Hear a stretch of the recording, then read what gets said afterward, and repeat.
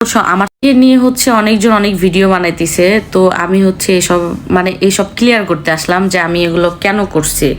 ঠিক আছে, তো মেন কথা হচ্ছে রাজা হচ্ছে যখন আমাকে বিয়ে করে, বিয়ে করতে বলতে যখন আমার সাথে ওর সম্পর্ক হয় তখন কিন্তু ওর পাস্টের সাথে ওর ডিভোর্স হয়ে গেছিলো। ঠিক আছে, ওর সাথে ডিভোর্সের পর হচ্ছে আমার সাথে পরিচয় হয়, সেটা ও জানে, ওর পাস্টও জানে, এটা সবাই জানে। যারা কিছু কিছু পাবলিক আছে জেনেও না বোঝার ভান করে। তো যাই হোক, আমি ওইটা নিয়ে কিছু বলতে চাচ্ছি না। ও যখন আমাকে বিয়ে করে তখন হচ্ছে আমাকে অনেক অনেক কথা অনেক ধরনের হচ্ছে প্রমিস করছিল, যে যেমন ওর পাস্টের দিক থেকে ওর পাস্ট ছিল কি না, আছে কি না, এগুলো ওর জীবনে কিছুই নাই বা কিছু থাকবে না আমাকে বিয়ে করার পর। ঠিক আছে, ও হচ্ছে ওর কিছু কিছু অভ্যাস ছিল, ওই যে যাই হোক আপনারা সবাই জানেন ও একটু নেশা করে, তো এগুলো অভ্যাস ছিল, এগুলোও করবে না বিয়ের পর।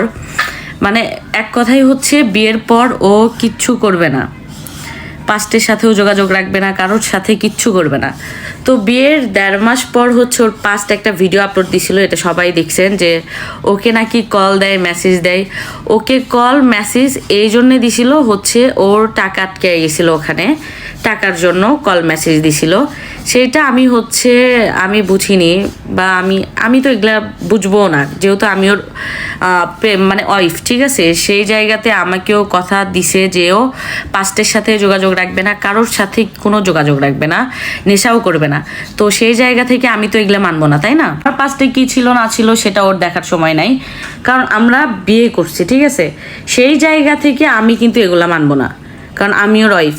তো যাই হোক, তারপর হচ্ছে ও নেশা করে, ঝগড়া করে, গায়ে হাত উঠায় বলতে ওইভাবে গায়ে হাত উঠায় না, ও নেশা করলে হচ্ছে সবাই জানে এটা, রাগ মেজাজ একটু হচ্ছে খিটখিটা থাকে, যাই হোক কি জানি বলে ওটা।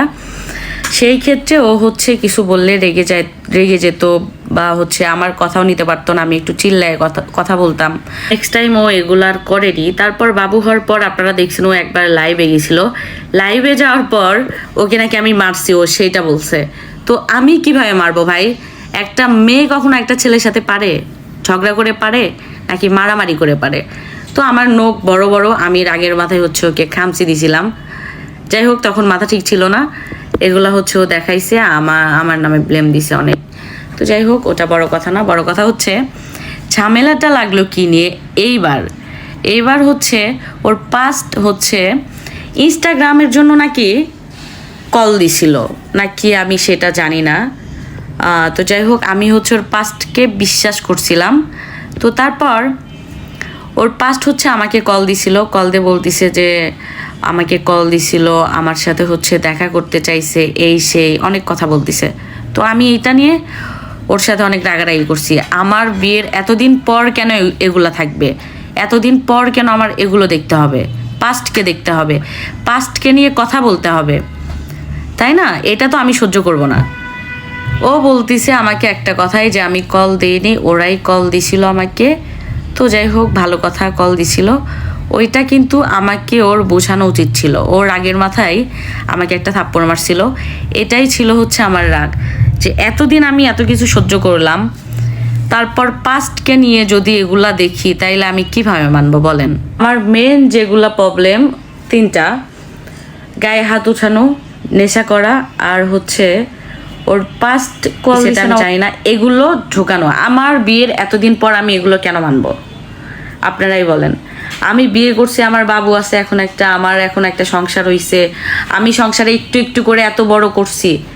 আমার সংসার এটা, আমার সংসারে পাস্টের কিছু ছিল না, থাকতে দিবও না আমি। তো সেইগুলো আমি তো মানবো না, এটাই হচ্ছে আমার মেন কারণ।